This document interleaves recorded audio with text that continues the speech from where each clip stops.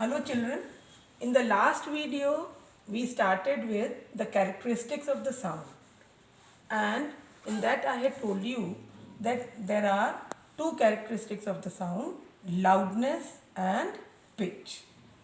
And what was loudness? Loudness was the characteristic of the sound which differentiates a loud sound with a feeble or soft sound. In this video, we are going to learn about the factors on which loudness depends as well as about pitch. So, first of all, the factors on which the loudness of the sound depends.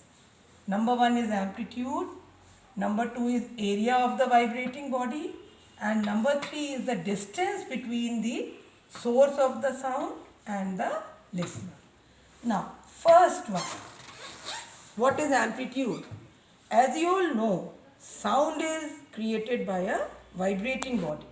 So the particles, they vibrate from their mean position. Mean position means they are at rest. And once energy passes, they start vibrating. So amplitude is defined as the maximum displacement of the particle about its mean position. That is amplitude. Maximum displacement of the particle about its mean position, that is amplitude. And SI unit of it was meter. Children, maybe it is not given in the book, but you must know about it. So, how loudness of the sound depends on amplitude? As amplitude increases,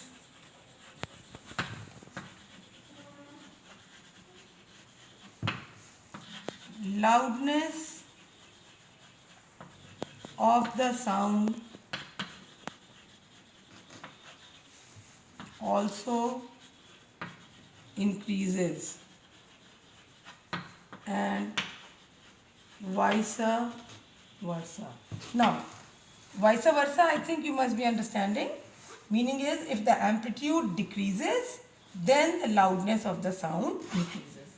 So, more the amplitude, you have a loud sound, and less the amplitude, you have a soft or feeble sound. So this is how amplitude's effect is there on the loudness of the sound. Now I am showing you a wave. Let's say this is one wave, and this is the amplitude of the particle. This line represents the mean position of the particles. You have to imagine that. No energy is given. The moment the energy is given, you know sound travels in the form of waves. A wave is formed like this. This is one complete wave as shown here. So this particle, it has been displaced from here to this point, that is the maximum displacement. As a result, this is the amplitude of the particle which is here. Similarly, this particle, it has maximum amplitude downwards. This is the maximum amplitude here. So maximum displacement of the particle from its mean position. This is the mean position, this line. So this is the maximum displacement. As a result, this is the amplitude of a wave. Now in this, I am going to show you two waves. Let me draw it again.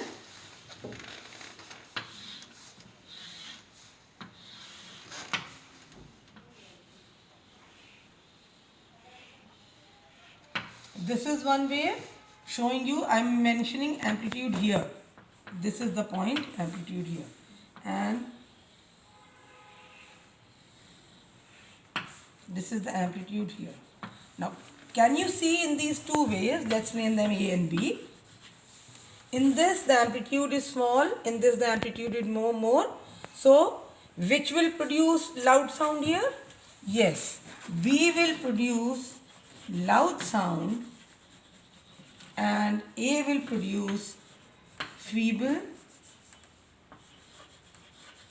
or soft sound. So, more the amplitude, louder is the sound, less the amplitude, feeble or soft sound. This is the relation between amplitude and loudness of the sound. Remember these graphs, children? On these the questions will be based in the assessment. Next, children, another factor on which loudness of the sound depends, area of the vibrating body. Now how it depends? More the area of the vibrating body, louder is the sound.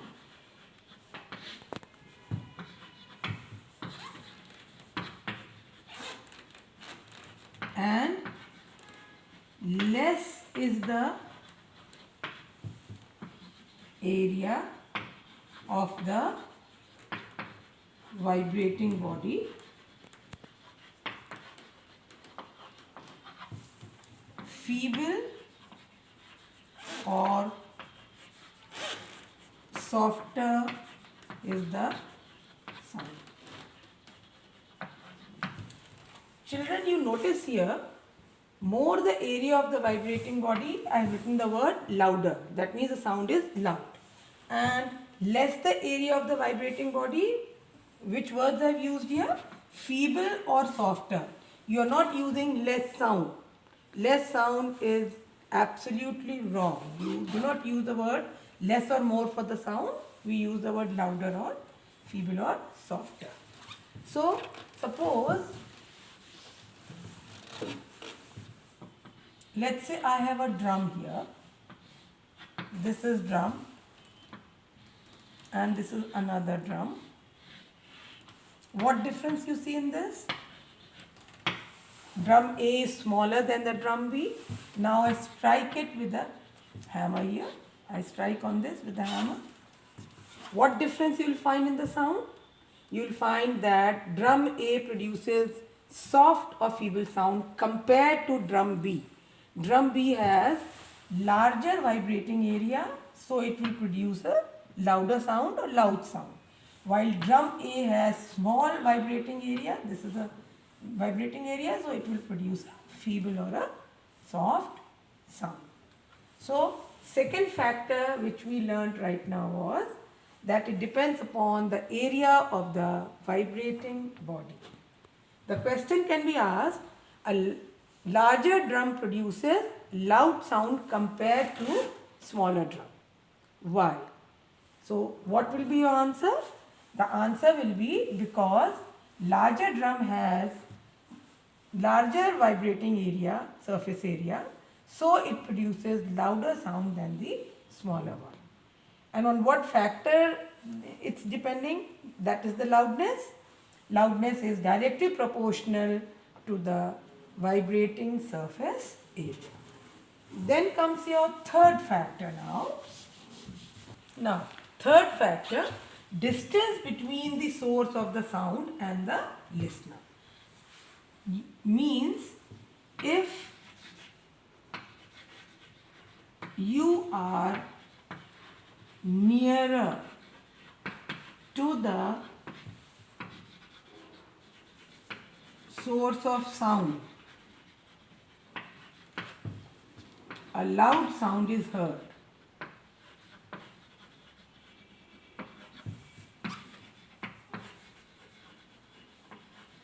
And if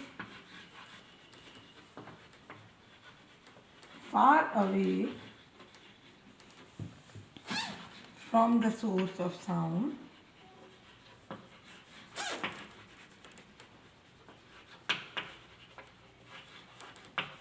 soft sound is heard. Soft sound is heard. So this is third factor which we learned, that far away. And this you must have practically experienced also. Some loudspeaker is working and it is very near to your house, you hear a very loud sound. And as you move far away from it, or it is playing somewhere far away, then you hear a very soft sound. So what were the three factors we learned today on which loudness depends? Number one, amplitude. Loudness and amplitude are directly proportional to each other. Number two, area of the vibrating body. More the surface area of the vibrating body, louder is the sound. Less the surface area of the vibrating body, soft or feeble is the sound. And third one was the distance between the source of the sound produced and the listener. The meaning of this is, less the distance, louder the sound. More the distance, softer is the sound. Okay children?